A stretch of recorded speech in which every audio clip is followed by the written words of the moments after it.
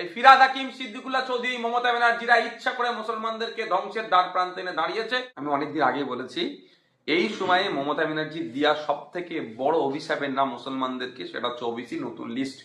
OBC নতুন লিস্টে মুসলমানরা যে ক্ষতিগ্রস্ত হচ্ছেন, সংখ্যালঘু মুসলমানরা, কারণ স্বামীনাথন আপনার এই কমিটির সুপারিশে যে সংরক্ষণের কথা বলা হয়েছিল সে সংরক্ষণ দেয়নি, উল্টে নতুন যে ওবিসি লিস্ট তৈরি করেছে নাম কাওস্তে এই ওবিসি লিস্ট বাড়িতে রাখা আর ছিঁড়ে ফেলে দেওয়া সমান।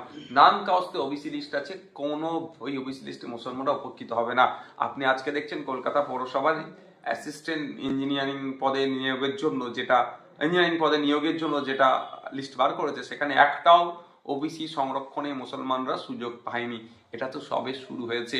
এটা যদি প্রতিকার না করেন আগামী দিনে সংখ্যালঘু সমাজের মানুষ আর চাকরি পাবে না, উচ্চশিক্ষায় কোনো সংরক্ষণই পাবে না। এইদিকে ফিরহাদ হাকিম বড় বড় কথা বলছে। ফিরহাদ হাকিম, মমতা ব্যানার্জি, সিদ্দিকুল্লাহ চৌধুরী এরা ক্যাবিনেটের মিনিস্টার। এই সংখ্যালঘু সমাজের ওবিসি নিয়ে যেভাবে ধ্বংস করছে এর জন্য মূল নায়ক হচ্ছে মমতা ব্যানার্জি, তার সাথ দিয়েছে ফিরহাদ হাকিম, সিদ্দিকুল্লাহ চৌধুরী সাহেবরা। এই ফিরহাদ হাকিম, সিদ্দিকুল্লাহ চৌধুরী, মমতা ব্যানার্জিরা ইচ্ছা করে মুসলমানদেরকে ধ্বংসের দ্বার প্রান্তে এনে দাঁড়িয়েছে। ওবিসি লিস্ট বাড়িতে রাখা আর ছিঁড়ে ফেলে দেওয়া সমান।